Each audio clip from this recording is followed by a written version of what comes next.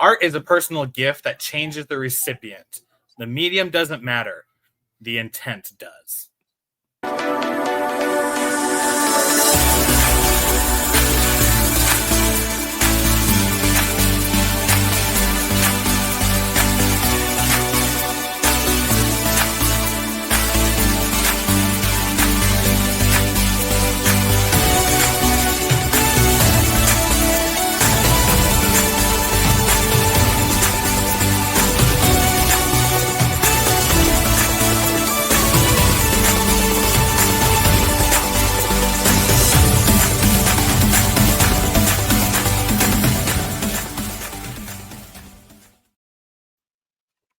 Good morning. Welcome to another episode of Champion Read, where we look into the best books by the best authors and talk about how they apply to our lives, how we can import those principles to make our lives better, more efficient, achieving our goals. Champion Reads is brought to you by Champion Circle. Champion Circle is a networking organization utilizing the principles of the mastermind methodology to, again, help us to achieve our goals, be better, stronger, faster, achieve more in our lives. We're brought to you today with our executive producer, Mr. William Blake, and myself, Ian Sturmer. Today, we're going to be discussing, again, Seth Godin's wonderful book, The Linchpin, Are You Indispensable? As we've talked about some before, are you a linchpin? Are you someone who is, again, indispensable in your workplace, in your job? Are you someone who goes beyond just doing the job to being important, being someone who can't have the job done without them? And there's a word that comes up when we talk about that kind of a person that goes beyond just doing it to becoming someone who embodies the whole idea, someone who makes it all. Oh, looked like Ian accidentally went out. That's all right. The Linchpin is a fantastic book, and I'm glad that we're able to jump into the topics of it today. Because with how great the Linchpin is. Welcome back, Ian. Thank you. Technical difficulties here. You're good. Yeah, Pin it's such a great book that Seth Godin. Hope I don't mess up that last name. Seth Godin brings to really break the norm of like how to basically do the job that you have not yet been paid for, so that you stand out, so that then you get the job and get to pay for it. Right? It's about being indispensable. It's about taking initiative. It's about being different than the rest of the individuals there. Being that 1% as we throw it out into the world. So very excited to talk about our topics today. Talking about more of the artist side. As Ian and I were talking in the back room, we're like, what is going to bring the most value today? And that's talking about the artist side, about how to be an artist in this work world, and then incorporating that into the difference between skills and creativity with automation and outsourcing. Great topics today. Ian, I'll turn it right back to you. Yeah, that's kind of the question today is, what is art in the workplace? How do we develop what we're doing into an art instead of just working? And I'm going to start out with a quick story that I had about a week ago. My wife and I were out shopping, and we went to one store. And as I went to check out, I said, "Oh, I've got my own bag." And the cashier kind of rolled her eyes a little bit and went ahead and did it. After that, we went to a second store. Same scenario as checking out, said, "Oh, I don't need a bag. I've got my own." And the cashier said, "Oh, perfect." So I smiled and said, "Well, yeah, I try to be." And she goes, "Oh, you're doing great at it." I said, "Oh, if you can tell my wife, that would be wonderful." She says, "Oh, yeah, next time I see her, I'll let her know." I said, "Oh, she's sitting right over there by the door." She turned to the door and called out, "Your husband's perfect." And I thought, isn't that great? Didn't take more effort on her part, but that little interaction turns a cashier, an assembly line job, scan, take the card, swipe, have a good day, paper or plastic, whatever, into an experience that I remembered. So if we're going to turn our work into an art, honestly, that's what it takes. What's that little bit more we can do to make the interaction unique, to make it special, to make a product special, a service special?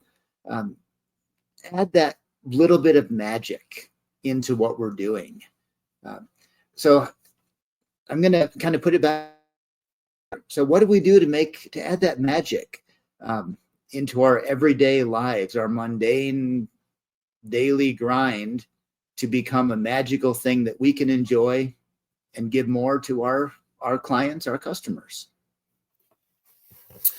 I think magic's an interesting word, because it's not like there's much difference that needs to occur. There's not much of a difference between the goods and the greats. It's simply just the things that they do. Each of us have 24 hours in a day. Each of us have 7 days in a week and 365 and a fourth days in a year. So with all that being said, like, each of us have the exact same time, but it's, some people are poor. Some people are working day to day, hating their 9 to 5, and some people are thriving and have plenty of money to go around and helping more people. How is it that some people are so in the need for money and some people are thriving in it? Of course, you can make the excuse that, well, they're rich and they don't have to work for it. But that's just not true. Most rich individuals, and I'm pulling this out of something that I read a while ago, so I don't know the updated on it, but I think it's still pretty close. It said about 11% of individuals are rich and have gotten their money from hand-me-down, per se, right? So parent money and that. But 89% get it from being made themselves, acquiring it over their entire lifetime. So what's that difference? What's the difference? What's the magic? And I think it's just the simple skills that we tend to focus on versus the ones that we don't. I remember when I was working produce at Walmart, all customers are the same. In my eyes at the time, all the customers were the same. They all come in, they want to get their food, and then they want to go out. Then go throughout the rest of their day, right? I wouldn't expect anything else from a customer.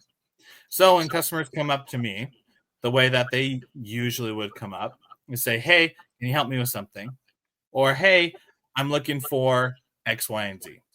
So then I put a smile on my face and I'd walk them to where it is, unless it was in the middle of a massive task trying to get stuff out on a Friday afternoon. I'd point them over to the store and say, it's on aisle so-and-so.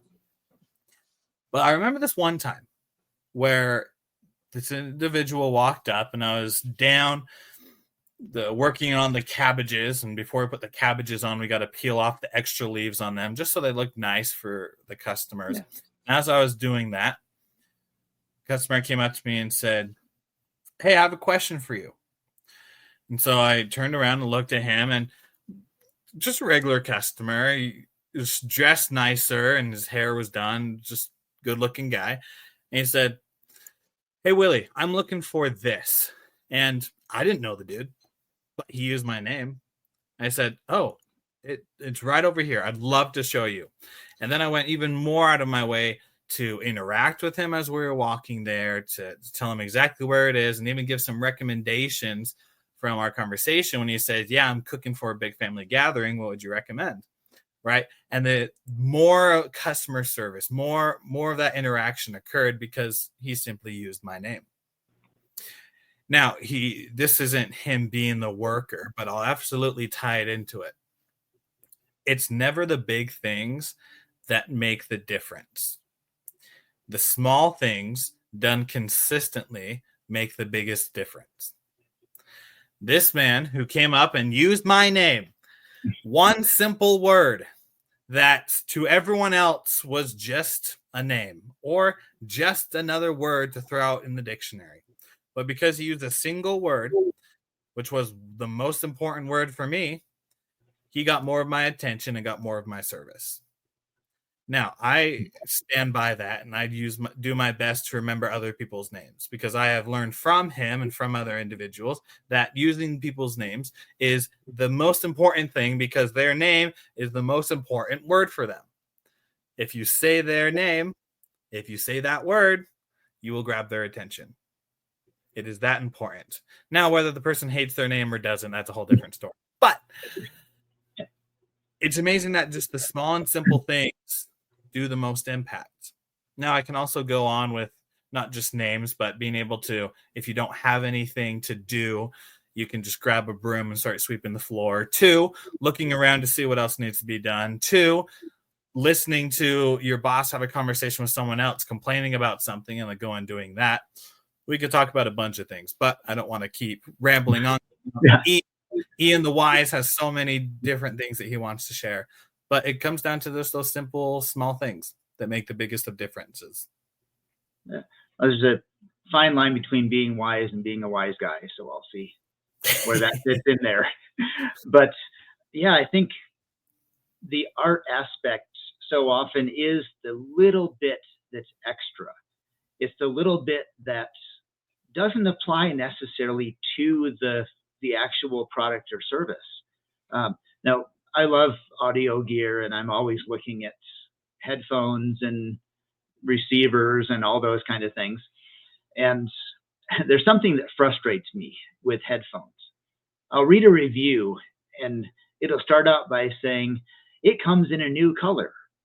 Now, the color of a headphone is probably the least important thing when it comes to listening to music. First of all, you can't even see them on your own head. Secondly, it has nothing to do with the sound quality.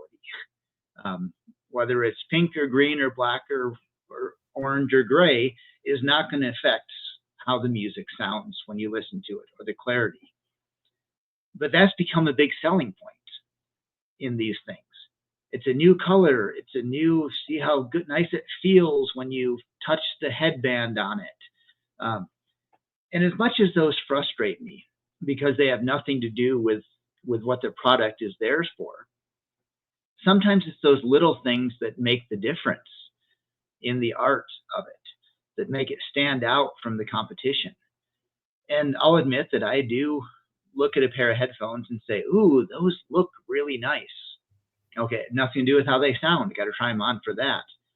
But we're attracted to things that might be just a little bit different, or maybe a little bit the same as what we like.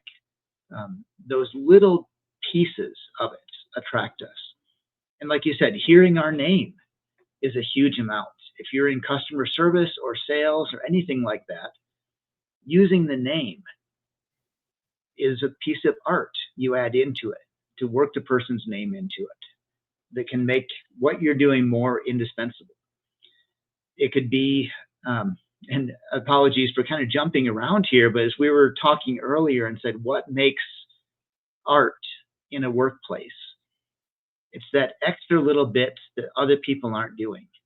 And that could be Henry Ford and the assembly line. And at the time that came out, that was an art. That was something different that changed it, that made him indispensable in his company. So that little bit extra that we put in, whether it's 9-to-5 grind job or like the two of us are doing, we're doing something that's a little bit unique and tailoring our business to our own personalities, our own special markets, doesn't mean there's not a lot of competition doing the same thing we are. So how can we be indispensable when a whole bunch of other people are fighting for our business? There's so much competition out there. What can we do? And I'm not saying this rhetorically, I'm building it up to pass it back to you, William. What are you doing? And I'm gonna throw an example of something you did yesterday or the day before. You sent out a text to me and a few others in our group saying, which of these graphics do you like better? To tailor it to you, to make it stand out. So I want to kind of ask you a little bit about that, because you put a lot of efforts into the graphics, the way you design things, which has nothing to do with overcoming dyslexia and helping other people. So I want to ask you that question. How does your work on being artistic on your marketing side affects your business, or why do you do that? That's a very interesting way of putting it. Yeah, for those who a little more context in that. So I help a lot with the thumbnails for our YouTube videos that we put out. So all the thumbnails that you see, and even the one that you clicked on here, if you're watching on YouTube, that thumbnail was created by me.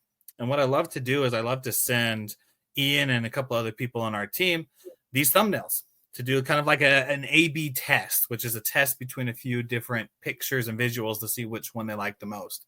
And so I sent 2 out to them. And when I do these, it's to really get an understanding about getting one past my own self. So I know that I love creativity, and even when it's not to do with my dyslexia, it also does have to do with my dyslexia. Because of how my brain's wired, I just love creative things more. That's why I love to draw. That's why I love to create visuals and do graphic design type stuff, because I just love seeing the creativity side of it. And because I love that, I built the skill around it to be able to work out with pictures and such. But also with that, I'm not egotistical about it. At least I don't think so, right? Maybe I'm blind I think to you've it. been good. Yeah. Yeah, Ian won't say on the air how egotistical I am. But with all that being said, I really want things to work out and help the most people. And in order for that to happen, I can't think that I am the best at what I do, because other people are involved and other people will click on different things in different ways, right? What I think is creative, what I think is cool might be different to other people and might be like, well, why the heck would I do that?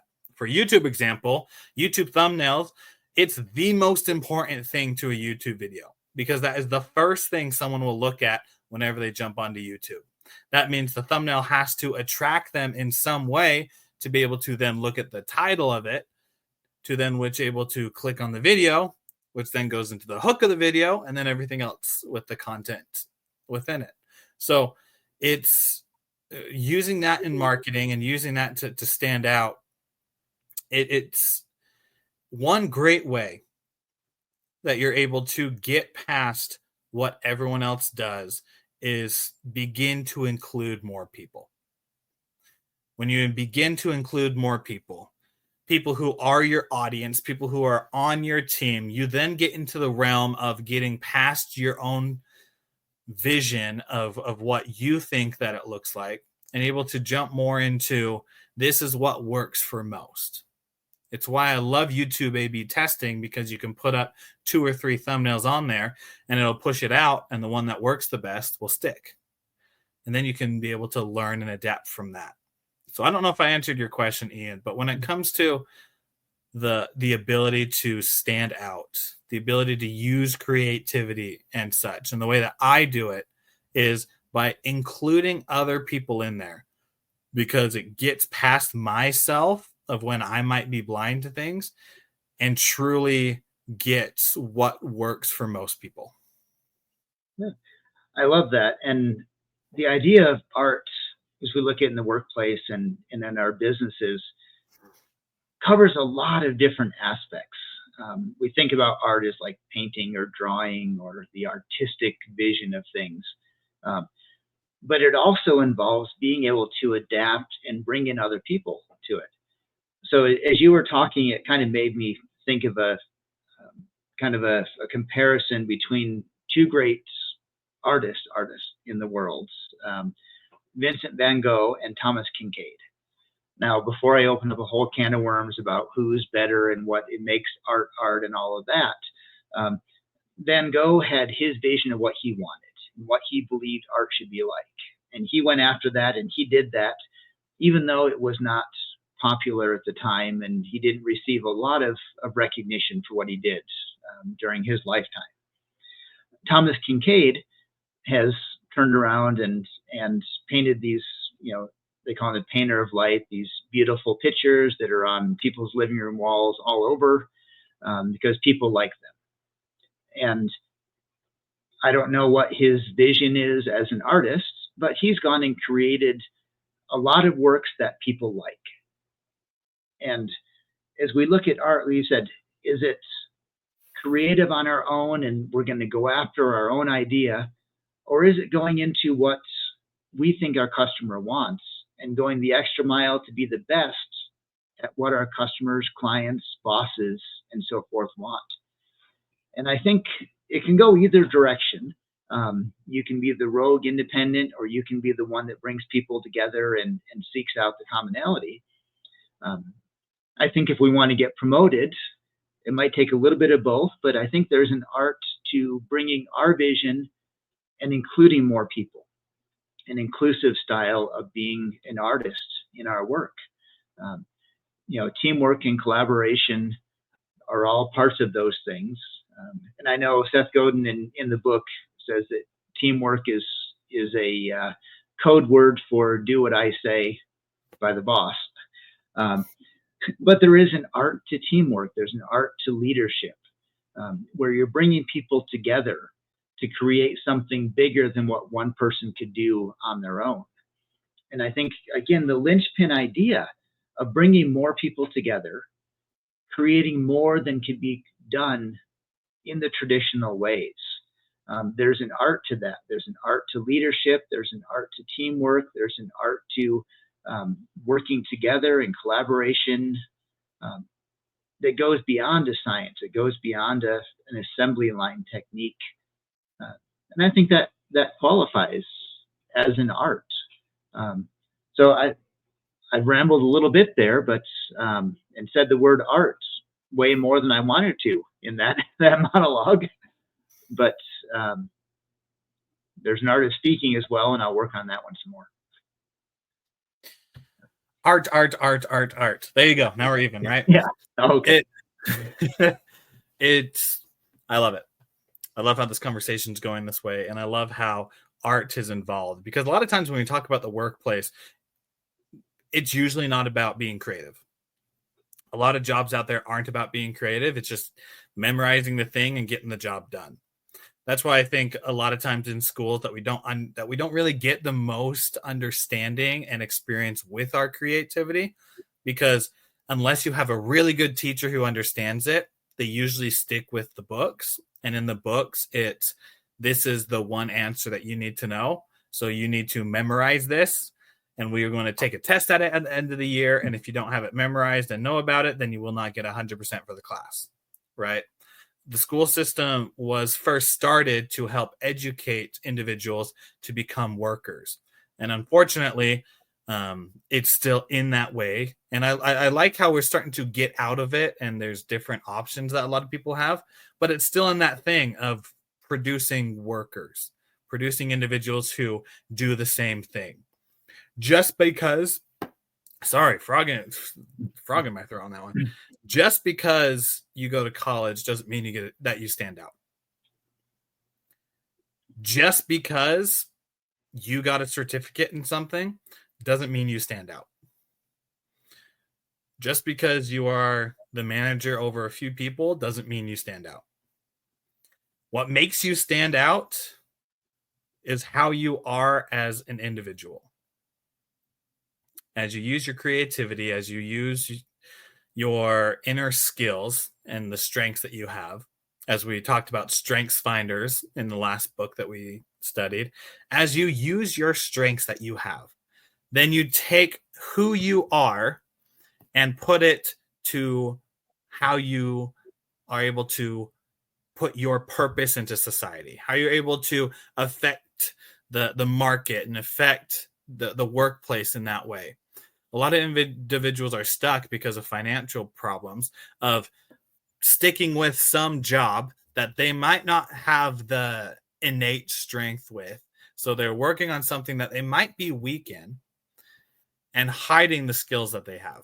And because of that, it's impossible for them to stand out because they are only doing the job description that they have.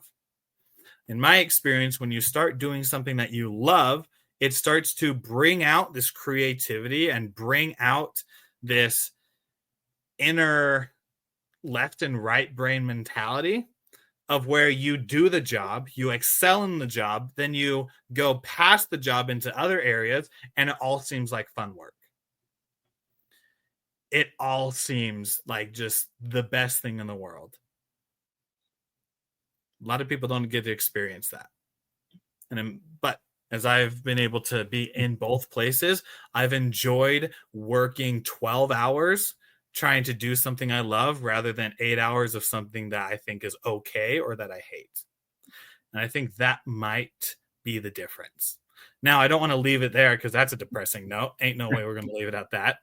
How I'm going to integrate that into a more effective and progressive side is in the job that you are at. I want you to think about what can you use that is a strength of yours to increase the productivity or initiative that you have at work. So if you are working a sales job and you might not be good at sales, but you're great at being creative in the marketing side, maybe you change up your outfit when you go knock on doors. Or maybe you bring in some uniqueness to it. I know one of my friends who went to doors, he'd carry a thing of McDonald's French fries. He just carried it around with him when he went and knocked doors. So when people opened the doors, it was just a guy, looked like a salesman, like everyone else, but he had a thing of French fries. And one of the first sentences he said was, "Hey, do you want some French fries?" Broke past the barrier immediately, and he went from everyone hating him to being like, "Oh yeah, that's the fry guy. If you want some fries, go to that guy." And he started a great conversation, right? It sounds crazy, but that's the kind of the uniqueness that he had, that he brought into the job that he wasn't the best at, and then was able to flip and turn. What is that for the individual, for the champion who's listening? What is that for you? What is a strength that you have that you can start adapting into the workplace? Because like we said at the beginning, it's not about the big things that you do to make the change. It's about the small little things that you start doing consistently that help you be the linchpin and the indestructible individual in the workplace. Yeah. I love that. And as you were talking, it reminded me. So one of my favorite rock bands is Genesis.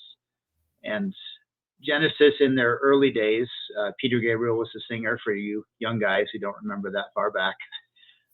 So they were a progressive rock band. They were kind of an avant-garde style of music. It was very forward-thinking, very artistic compared to a lot of music. Whether you like it or not, it was viewed that way. But there were a lot of bands out there doing the same thing. Peter Gabriel was the singer. He didn't play any instruments with him. So when they were tuning and getting everything ready, he ended up having a lot of empty space time. So at one point, he decided to do something different. And he walked out at the beginning of the concert in a costume with a fox head that he was wearing. And what does this have to do with music? Absolutely nothing. What does it have to do with the creativity of the music, the quality of the music? Nothing whatsoever. But next day, they made headlines in all the music magazines, all the music sites at that time, music newsletters, because he took what he was supposed to do, which was sing, and brought it to a whole new level of creating a stage presence for him. He said that same thing. What can I do in my job to raise it to the next level, to make myself indispensable, to make myself more art, connect with more people, and turn some people on and some people off. But we have that same idea in what we're doing. What can we do to take it to the next level? How can we add that extra piece, carry those French fries around with us? If I can throw out myself for just a second, I do life insurance, and that's not a happy, cheerful topic and all of that. So I throw out an awful lot of jokes when I'm talking about it with people. And I find people will come up to me after hearing me because I was someone different. Because I said something that made them laugh a little bit, they recognize what I was doing. For me, humor is that thing. If I can say a joke, if I can make somebody smile, if I can make them laugh, then that makes me stand out a little bit different. And it's me coming through. I've got another friend who does life insurance and some finance things. And he is very serious, but he's also really, really smart. So when he's talking, you know how smart he is. That comes out. That's his art, is to be smart and show that smartness. So allowing ourselves, our inner selves, to come out to become more than just our job, to combine those two to make it stronger, I think is what it is to be art, to bring art into the workplace, to be indispensable by bringing ourselves into the job rather than just do the job. So I'm going to turn it back to William for a last closing comments to wrap up with his brilliance for today. Your wiseness and my wisecracking jokes. Yeah, that's where we sit. Teamwork, yeah. Teamwork. Yeah. The art is teamwork. Yeah, you're right on the money. It skills versus creativity. As Ian and I were talking in the green room before, and I was telling him that in the jobs that I've applied to and that I've seen other people apply to, I realized that it's very easy to teach different skills. It's easy to teach PowerPoint. It's easy to teach Adobe Premiere. It's easy to teach different sales tactics, and that, like, the skills, hard and soft, are pretty easy to learn compared to being creative, taking the initiative, knowing how to work hard, and being able to be flexible and adaptable, right? Those things that you don't really get to put on a resume. The things that there's not a spot that says, I work hard, I'm creative. Like, you could put that in skills, but a lot of companies, and it's sad to see it, a lot of companies are focused on the hard working skills, which it's important. But if you find an individual who only knows hard skills and is really lacking with creativity and learning and knowing how to work hard, and then going for a marketing job, versus someone who might not know about Canva or CapCut or Adobe Premiere or any of those different systems that a lot of companies use, but are very creative, know how to have a hard work ethic. I would myself pick the second one, because I can easily teach them the systems and the software that I have to be able to do the job. But it's going to be so much harder for me to teach someone the habits, right? It's the skills versus the habits. Do you want to train them in the skills, or do you want to train them in the habits? For me, I want them to come in with the habits already, and then I can teach them the skills. And wrapping that into a nice bubble of, for you as an individual, there's always skills that you can learn. But the habits that we have, what can you do to bring more of yourself out? When you're by yourself, when you're with your friends, people who you absolutely trust, and you can be your 100% you, where you are laughing and giggling, where you are able to talk nonstop and be able to have fun. In those moments, what attributes stick out? Which ones do you exude?